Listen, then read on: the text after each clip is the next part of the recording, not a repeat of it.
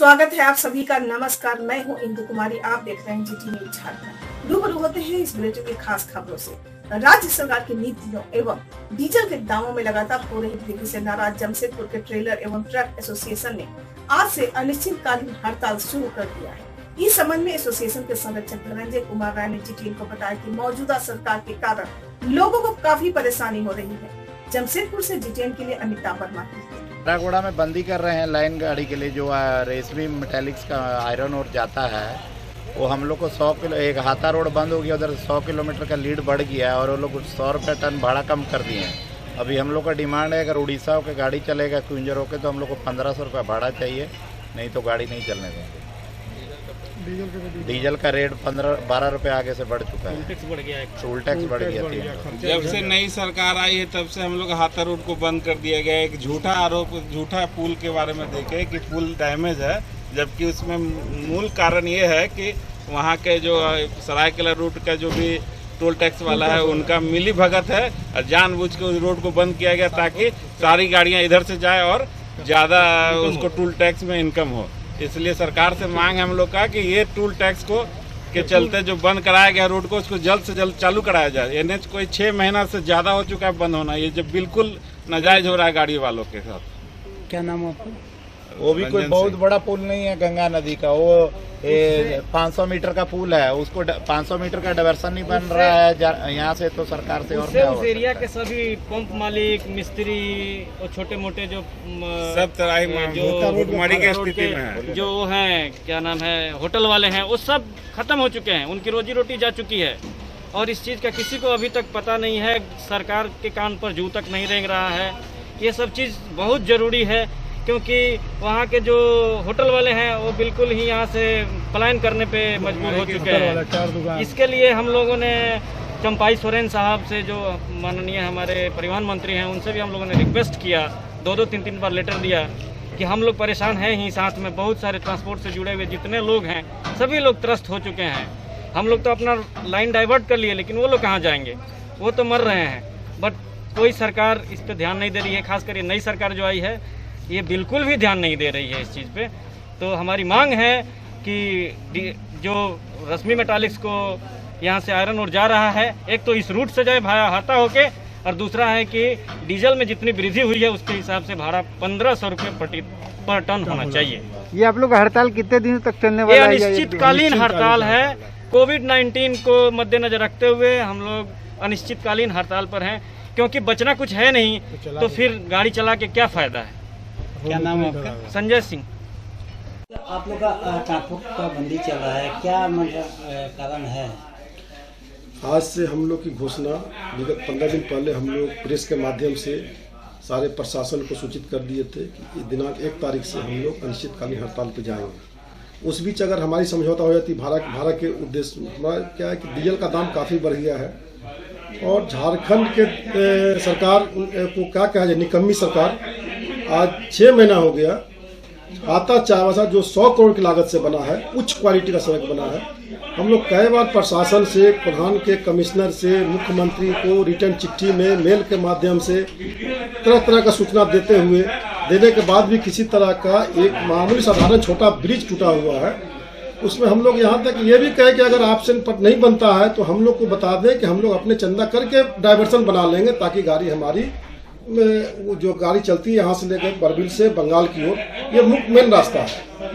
लेकिन प्रशासन की मिली भगत, सरायकेला होकर के टोल पड़ता है, टोल वाले प्रशासन को मैनेज किए हुए कि हमारी गाड़ी टोल ब्रिज होकर जाए, जिससे हमारे वाहन में खर्चा का, टोल का खर्चा, 50 किलोमीटर एक्स्ट्रा घूमती है उसका डीजल का खर्चा, गाड़ी चलाने में गाड़ी मालिक को किसी तरह का पैसा नहीं बच रहा है। गाड़ी चला करके टायर का घिसाई भी नहीं उठ रहा है। गाड़ी मालिक सब कर्जा पे गाड़ी लिए हुए, बैंक का कहाँ से किस्ती देंगे। इसलिए हम लोग अंतिम निर्णय लिए कि 1 तारीख से अगर भाड़ा नहीं बढ़ता है रश्मि प्लांट का तो अनिश्चितकालीन हड़ताल पे जाएंगे।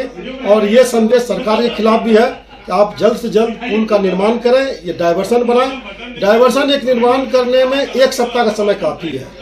आज 6 महीना हो गया, 6 महीना में कभी वो लोग कोरोना का बहाना, कभी कुछ इस तरह से हमने विभागीय जो डिपार्टमेंट का स्कूटी इंजीनियर PWD के, उनसे भी कई बार बात हुआ, लेकिन अभी तक किसी तरह का उस पर कोई बातचीत नहीं हुई। तो हड़ताल आपका जारी रहेगा? हड़ताल हमारे अनिश्चितकालीन जारी रहेगा जब तक भाड़ा पे किसी तरह का, अभी हम लोग को पहले भाड़ा मिलता था 1150 रुपये टन और डीजल उस समय था 62-63 रुपये लीटर। अभी हमारा डीजल, हमारी गाड़ी जहाँ से चलती है उड़ीसा से, वहाँ 80 प्लस डीजल हो गया, 80 रुपये लीटर से ऊपर। क्योंकि जहाँ से गाड़ी चलती है वहाँ से ही सारा खर्चा एडवांस वहीं से मिलता है। यहाँ झारखंड और उड़ीसा में डीजल का 4 रुपये का फर्क है लीटर। अभी देखिए दिल्ली सरकार परसों पेपर देख रहे थे 9 रुपये या 8 रुपये लीटर डीजल में कम किया है, वैट कम किया है। तो झारखंड गवर्नमेंट भी कुछ ऐसा व्यवस्था करे कि डीजल में कम कर दे, ताकि हम लोग कम से कम हम लोग का जीविका चलते रहे। कितना ट्रांसपोर्टर है सर? हमारे जितना ट्रांसपोर्टर है सभी का हमारे साथ समर्थन है, सब स्वेच्छा से समर्थन दे रहे हैं। और अगर जो समर्थन नहीं देना चाह रहे हैं उनको हम लोग जबरदस्ती भी समर्थन, उनको जबरदस्ती भी गाड़ी हम लोग बंद कराएंगे। ऐसा नहीं कि कोई भी अपनी गाड़ी को चला लेंगे, लेकिन सब स्वेच्छा से, सभी तरस थे। और हमारे एसोसिएशन सब अपनी अपनी गाड़ी, किसी का 2 गाड़ी, किसी का 1 गाड़ी, किसी का 5 गाड़ी, 10 गाड़ी, इस तरह से एसोसिएशन सब जुड़े हुए हैं, सब स्वेच्छा से अपनी गाड़ी। धनंजय कुमार है, भैया एसोसिएशन संरक्षक है। झारखंड और जो उड़ीसा है ये पूरा के पूरे माइंस पे डिपेंड करता है और इस पूरे क्षेत्र में जो मुख्य व्यापार जो है वो ट्रांसपोर्टिंग से होता है। ट्रांसपोर्टिंग के क्षेत्र में डायरेक्ट और इनडायरेक्ट रूप से इस राज्य की लगभग 60% आबादी कनेक्ट है। आए दिन ऐसा देखने को मिलता है कि जिस प्रकार अंग्रेज काम करते थे कि बड़े बड़े उद्योगपति डायरेक्ट हर चीज़ को अपने हाथ में ले लेते थे, आज परिस्थिति वैसे ही बन गई है। बड़े बड़े उद्योगपति ट्रांसपोर्टर और वेंडर के रूप में घुस चुके हैं इस पूरे उद्योग में और वो इस प्रकार शोषण कर रहे हैं कि अगर इसको बहुत गहराई से अगर सरकार नहीं देखती है और इस विभाग के माइनिंग के लोग नहीं देखते हैं, परिवहन के लोग नहीं देखते हैं, तो एक बहुत बड़ा वर्ग जो है वो बेरोजगारी के कगार पे पहुंच चुका है। और जिसका उदाहरण है, देखिए जितने भी गाड़ी मालिक हैं बता रहे हैं जिनका 1 गाड़ी है, 2 गाड़ी, 5 गाड़ी, 10 गाड़ी है, अब वो इस स्थिति में नहीं है कि वो अपनी गाड़ियों का परिचालन कर पाए। हालत ये है कि कोरोना काल चल रहा है, मैन्युफैक्चरिंग जो है वो घट गया है, हर जगह जो लागत जो है वो बढ़ गई है, डीजल का रेट बढ़ गया है।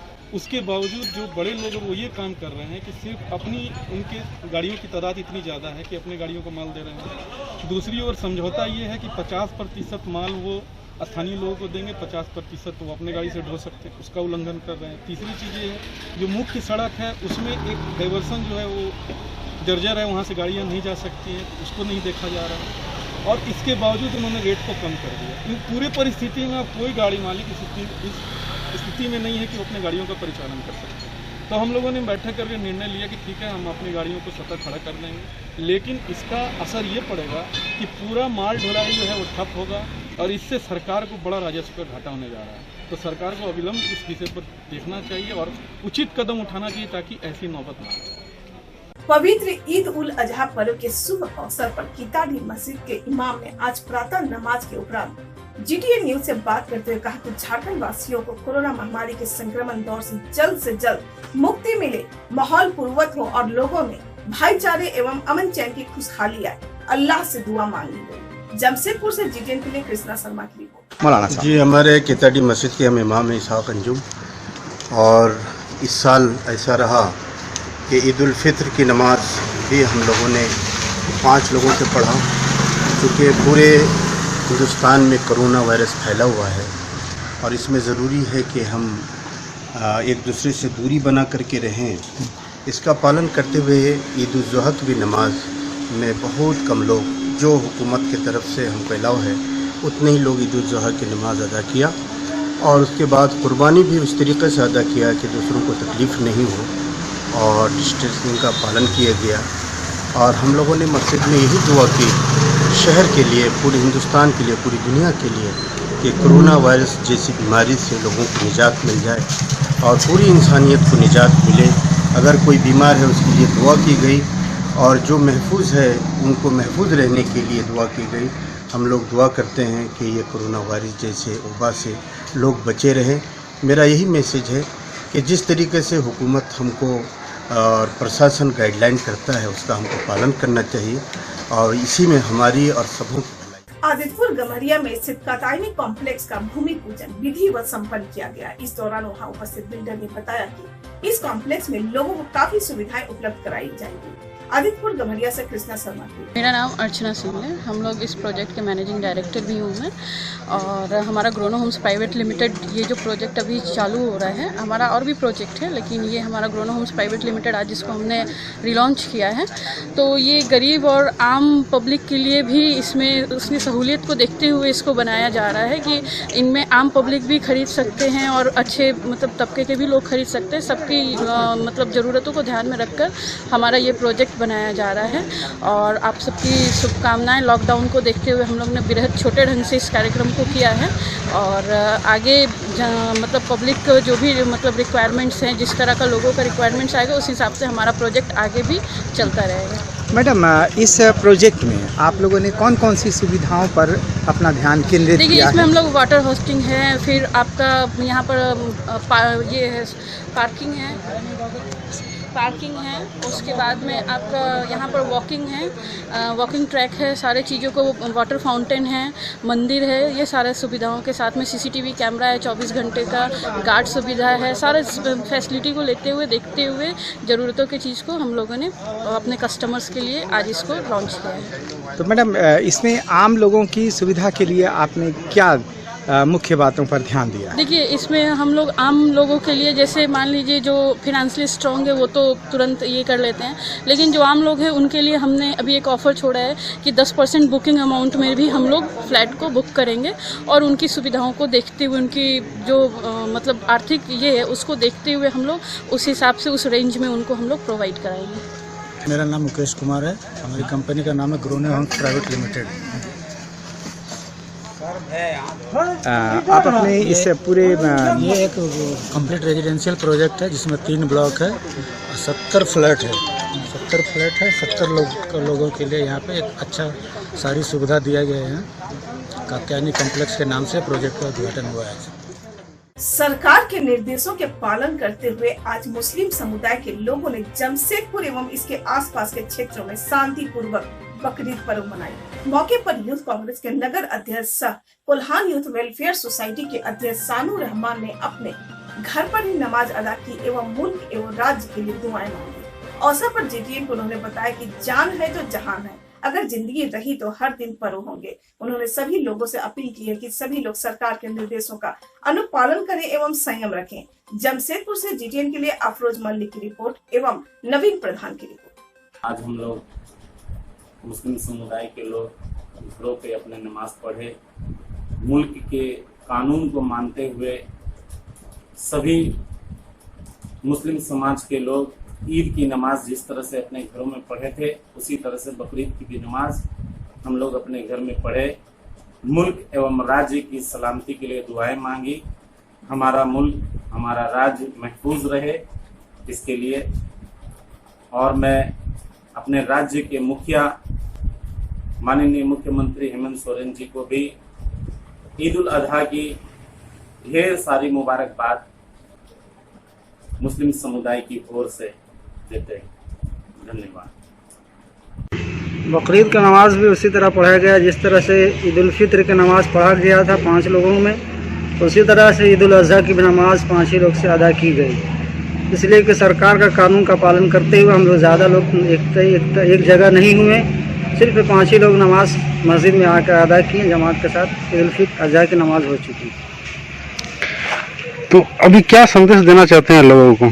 लोगों को संदेश क्या देना चाहते हैं कि इस कानून को पालन करना चाहिए। तो सरकार का कानून है, उसके हिसाब से ही हर काम करना चाहिए। तो सरकार आदेश दे रहा है उसी के, जैसे हम लोग ईद उल अजहा की नमाज 5 ही लोग नमाज पढ़ें, उससे ज़्यादा लोग नहीं। हाँ, बाकी के लोग अपने अपने घर में नमाज पढ़ें। बाकी लोग अपने अपने घर में जिस तरह से ईद उल फित्र में पढ़े थे उसी तरह से ईद उल अजहा के भी अपने अपने घर में नमाज अदा की है। सारे लोगों को तरीका बता दिया गया, अपने अपने घर में नमाज इस तरह से पढ़ लिया जाए। सारे लोग अपने अपने घर ही नमाज पढ़ेंगे। सारी इबादतगाह बंद है, तो उस हिसाब से जैसे हम लोगों ने ईद में नमाज पढ़ा था अपने अपने घरों में, उसी हिसाब से इस बार भी सभी आवाम अपने अपने घर में नमाज पढ़े। मस्जिद में सिर्फ मस्जिद के जो इमाम हैं, मुअज्जिन हैं या देख रेख करने वाले लोग हैं, मतलब लगभग 5 लोग ही नमाज मस्जिद में अदा किए, जिस तरह से ईद में नमाज अदा किए थे। और बाकी मुस्लिम समुदाय के सभी लोग अपने अपने घरों में नमाज अदा किए। क्या नाम है आपका? जी, मेरा नाम Shanur Rahman, SP Bayua, Kolhan youth welfare society अध्यक्ष। सरायकेला खरसावां जिले के तिरुल्ली थाना क्षेत्र अंतर्गत कूदा शिव मंदिर प्रांगण में स्थित दान पेटी से बीती रात अज्ञात चोरों ने ताला को तोड़कर करीब 10,000 रुपए चुरा ले गए। वहीं चोरों ने मंदिर परिसर में लगे बल्ब और तार को भी चुरा लिया। इधर इस बात की जानकारी ग्रामीणों को आज सुबह करीब 11 बजे मिली, जहां ग्रामीणों ने देखा कि दान पेटी का ताला खुला हुआ है। वहीं इसके बाद आपसी विचार विमर्श कर ग्रामीणों ने अज्ञात चोर के खिलाफ तिरुल्ली थाना में ग्रामीणों के हस्ताक्षर एक आवेदन देकर प्राथमिकी दर्ज कराई और जांच कर जल्द से जल्द उचित कानूनी कार्रवाई किए जाने की मांग की। जानकारी देते हुए मंदिर के मुख्य पुजारी विशिष्ट पांडे ने बताया कि बीते रात को चोरों ने मंदिर के दान पेटी को तोड़कर पैसे चुरा लिए। दान पेटी में करीब 10,000 रुपए थे। करीब 7 महीनों से पेटी को नहीं खोला गया था। उन्होंने जांच कर कार्रवाई की मांग की।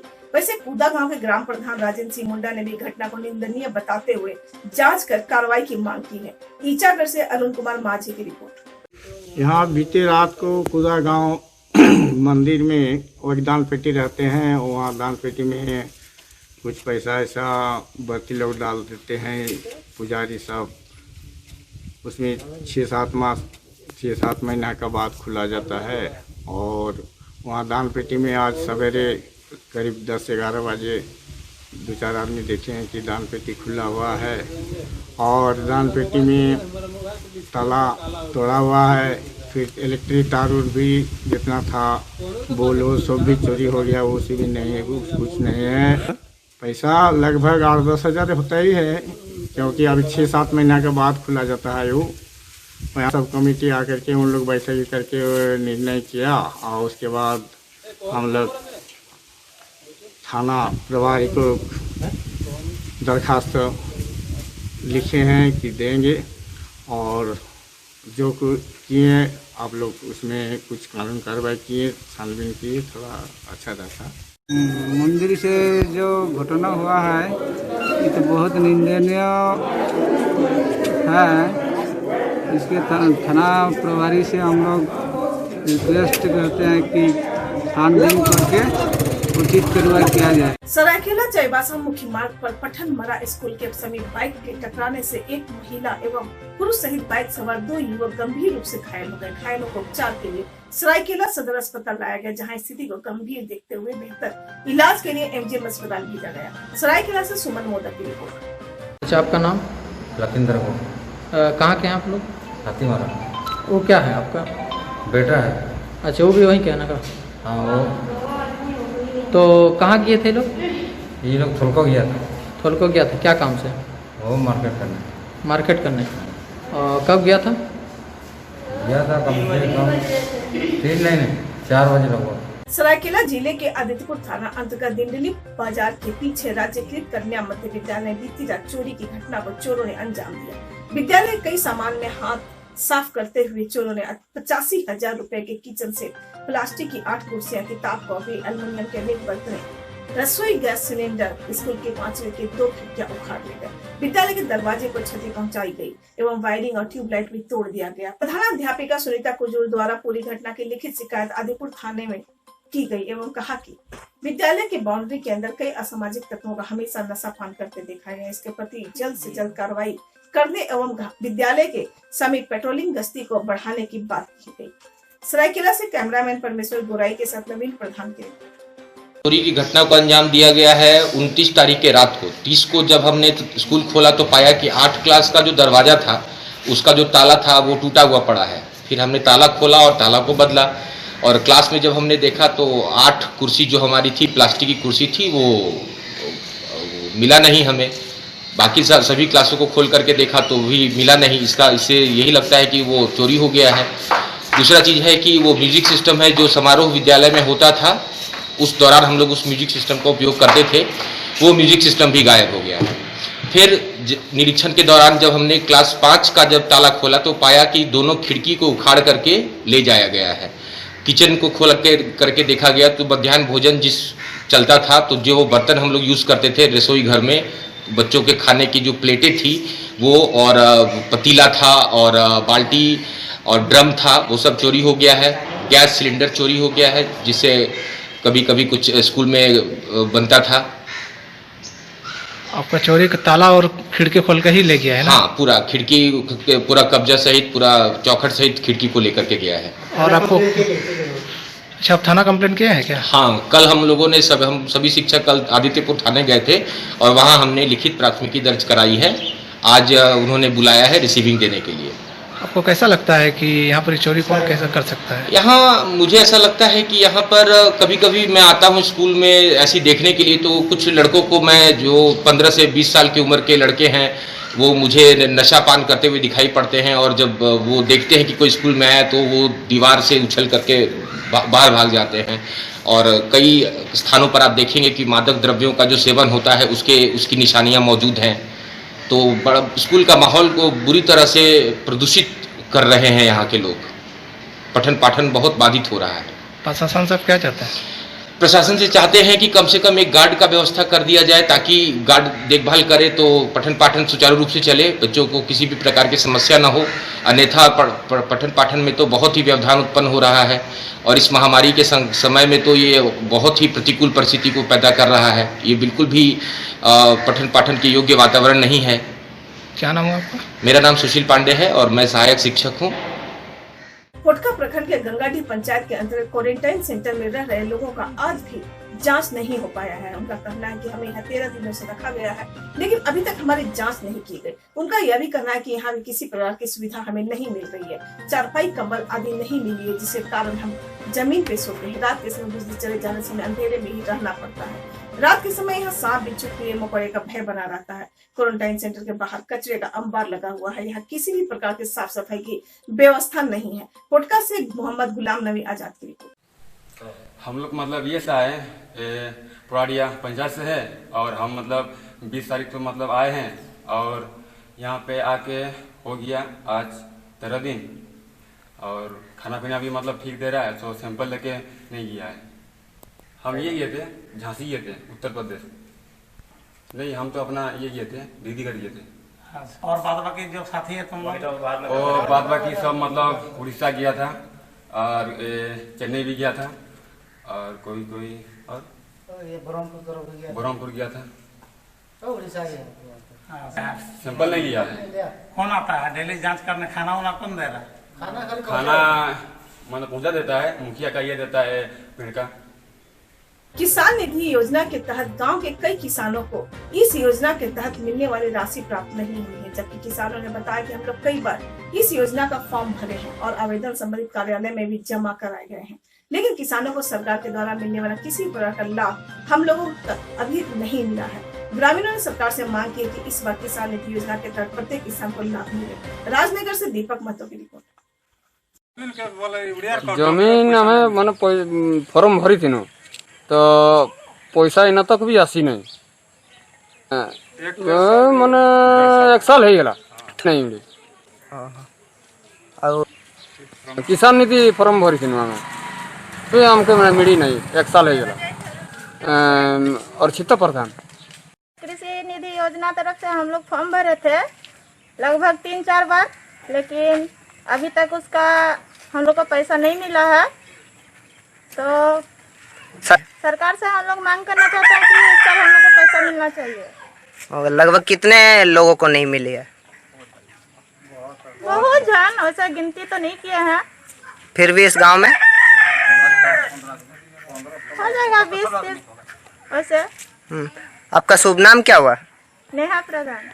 आज झारखंड मुक्ति मोर्चा के जिला अध्यक्ष डॉक्टर शुभेंदु महतो की उपस्थिति में कोविड-19 के मद्देनजर आयुष मंत्रालय द्वारा प्रमाणित होम्योपैथी मेडिसिन आर्सेनिक एल्बम 30 का वितरण गेंगेरूली पंचायत और सोसोडी गांव में किया गया। इस मौके पर झामुमो जिला सदस्य साधु सोरेन, पंचायत समिति सदस्य दिलीप कुमार महतो, ग्राम प्रधान विमल बास्के, लखन महतो, मनोरंजन महतो, चित्रंजन महतो, उत्तम महतो, खैरू महतो आदि उपस्थित थे। वहीं जिला अध्यक्ष डॉक्टर शुभेंदु महतो ने बताया कि यह होम्योपैथी मेडिसिन आयुष मंत्रालय के मेडिसिन है जो इंसान की इम्यूनिटी पावर को बढ़ाने में मदद करती है। इसके सेवन से लोग कम बीमार पड़ते हैं और इस कोरोना महामारी के बढ़ते प्रकोप से लोगों को बचाया जा सकता है। वहीं उन्होंने इस मेडिसिन को पूरे सरायकेला जिले में मुफ्त वितरण करने का लक्ष्य रखा है।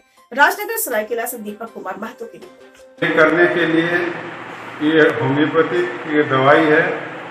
इस दवाई से आप शरीर में इम्यूनिटी पावर डेवलप होता है। इसी के लिए ये दवाई रेगुलर 3 दिन सुबह खाली पेट में लेना है। और इस दवाई का नाम है आर्सेनिक अल्फा 30। किन किन उम्र के लोग को दिए जा रही है? ये सभी उम्र के लोगों को दिया जाएगा। 10 वर्ष से नीचे बच्चे को डोज में कमी आधा डोज दिया जाएगा। जैसे एडल्ट को 4 गोली प्रतिदिन सुबह खाली पेट में, और बच्चे को 10 वर्ष से छोटे उम्र के बच्चे को 2 गोली प्रतिदिन 3 दिन रेगुलर खिलाना है। इसमें प्रतिरोधक क्षमता, रोग प्रतिरोधक क्षमता डेवलप करता है और ये कोरोना नामक बीमारी से लड़ने का शक्ति प्रदान करता है। किनके द्वारा दिया जा रहा है? ये मैं झारखंड मुक्ति मोर्चा सरायकेला खरसावां जिला का जिला अध्यक्ष हूँ, और हमारे पार्टी के वरीय नेता आदरणीय माननीय मंत्री चंपाईदा, हमारे उन्हीं के मार्गदर्शन पर, और ये दवाई आयुष्मान मंत्रालय भारत सरकार द्वारा अप्रूव्ड है। इसीलिए हम झारखंड मुक्ति मोर्चा जिला कमेटी की तरफ से पूरे जिला में इस दवाई का वितरण कर रहे हैं। प्रत्येक ग्रामीण क्षेत्र में, शहरी क्षेत्र में, सभी क्षेत्र में हम लोग प्रयास कर रहे हैं कि ज़्यादा से ज़्यादा लोगों को इस दवाई का वितरण कर अपना रोग प्रतिरोधक क्षमता बढ़ाने का काम करेंगे। और मैं आपके माध्यम से ये भी बता देना मैंने आग्रह करना चाहता हूँ, अगर मान लीजिए कोई व्यक्ति इसमें दवाई लेने में छूटते हैं, या वो लोग अपने स्तर से भी ये दवाई को खरीद के भी खा सकते हैं, ताकि इस बीमारी से सुरक्षा प्रदान किया जा सके। आपका शुभ नाम क्या हुआ? मैं डॉक्टर शुभेंदु महतो, झारखंड मुक्ति मोर्चा सरायकेला खरसावां जिला अध्यक्ष।